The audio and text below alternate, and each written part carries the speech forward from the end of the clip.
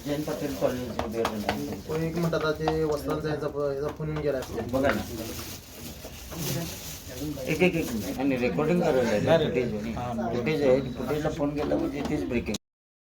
हा रोल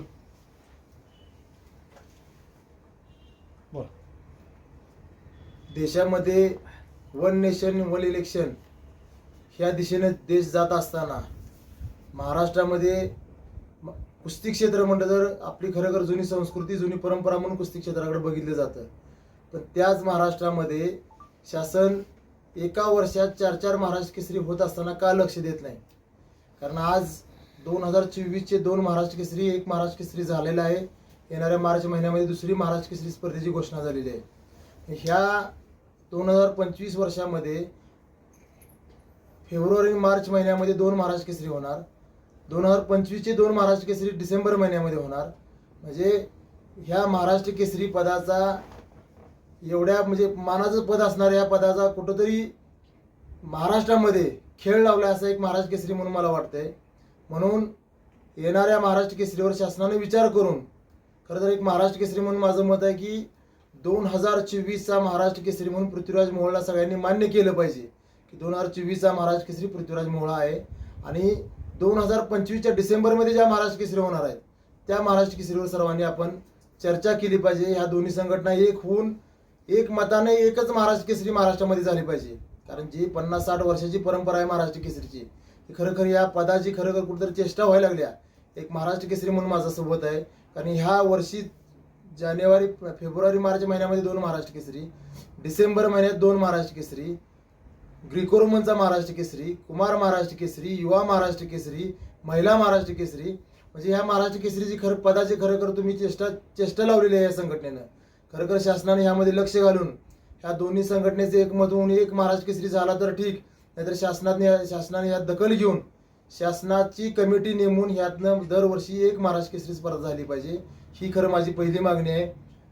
राज्यामध्ये एक राज्य एक खेळ एक संघटना हे वाक्य अंमलात आलं पाहिजे शासनाच्या वतीनं. म्हणून खरोखर मी आज सर्व पत्रकारांच्या समोर उपस्थित आहे. येणाऱ्या काळामध्ये 2024चा महाराष्ट्र केसरी हा पृथ्वीराज मोहोळ आहे हे सर्वांनी मान्य करून डिसेंबर महिन्यामध्ये 2025चा महाराष्ट्र केसरी स्पर्धेच्या आयोजनावर आपण आज चर्चा केली पाहिजे. संघटना असेल, परिषद असेल.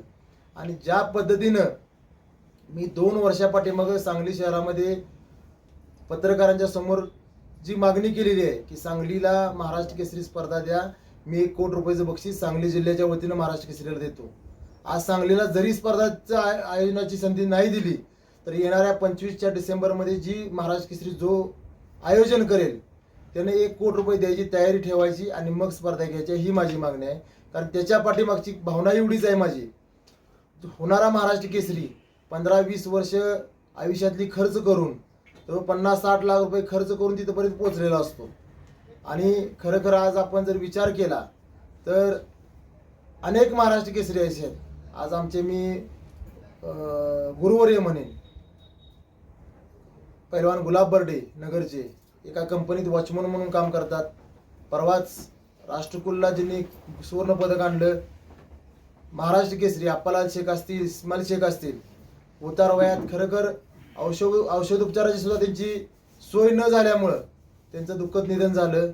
4-5 महाराष्ट्र केसरी असे आहेत की आज शेतात काम करतात. ते खरं तर त्यांची चुकी नाही असं माझं मत आहे. कारण 15-20 वर्षाची उमेदीचा काळ आहे तो पूर्ण तालमीसाठी, आपल्या तालमीचं, गावाचं, तालुक्याचं आणि जिल्ह्याचं नाव करण्यासाठी तो पैलवान आमचा 15-20 वर्ष इथं खर्च करतो. आणि जिल्ह्याचं नाव संपूर्ण महाराष्ट्रामध्ये खरखर महाराष्ट्र केसरी गाथा उंचावून तो नाव करतो. त्या महाराष्ट्र केसरीची खरखर उतारवयात जी अवस्था होती ती आज मी डोळ्यानं बघतोय. म्हणून माझी मागणी आहे की येणाऱ्या काळामध्ये जो आयोजन करणार आहे महाराष्ट्र केसरी स्पर्धेचं त्याने 1 कोटी रुपयाचं बक्षीस दिलं पाहिजे, जेणेकरून भविष्यात ते 1 कोटी रुपये त्याच्या नावावर ठेवले तर महिन्याला 1 ते 1.5 लाख रुपये त्या पैलवानाला मिळतील, त्याच्या निधनानंतर त्याच्या कुटुंबाला ते पैसे मिळतील, ही ह्याच्या पाठीमागची माझी भावना आहे. आणि आपण आज 2024चा महाराष्ट्र केसरीचा विषय बंद करून 2025च्या डिसेंबरच्या महाराष्ट्र केसरीच्या बद्दल चर्चा करावी दोन्ही संघटनेनं. नाहीतर ह्याच्यात लक्ष घालून शासनानं ह्यात गांभीर्यानं दखल घेऊन ह्याच्यावर तोडगा काढावा. येणाऱ्या 4 दिवसामध्ये माझं सांगली कलेक्टर ऑफिसच्या पुढं 1 दिवसीय लक्षणीय उपोषण होणार आहे. त्या उपोषणामध्ये माझे सर्व मागण्या पुन्हा एकदा मी शासनाकडे मागणी करणार आहे. आणि खरोखर माझ्या जर मागण्या मान्य जर नाही झाल्या तर त्या उपोषणानंतरचं माझं जे पाऊल असणार आहे ते आक्रमक आणि सर्व शासनाला अडचणी निर्माण करणार असणार आहे. त्यामुळे शासनाने याचा गांभीर्यानं विचार करून योग्य ते निर्णय लवकरात लवकर जाहीर करावा, ही माझी एक डबल महाराष्ट्र केसरी म्हणून मागणी आहे.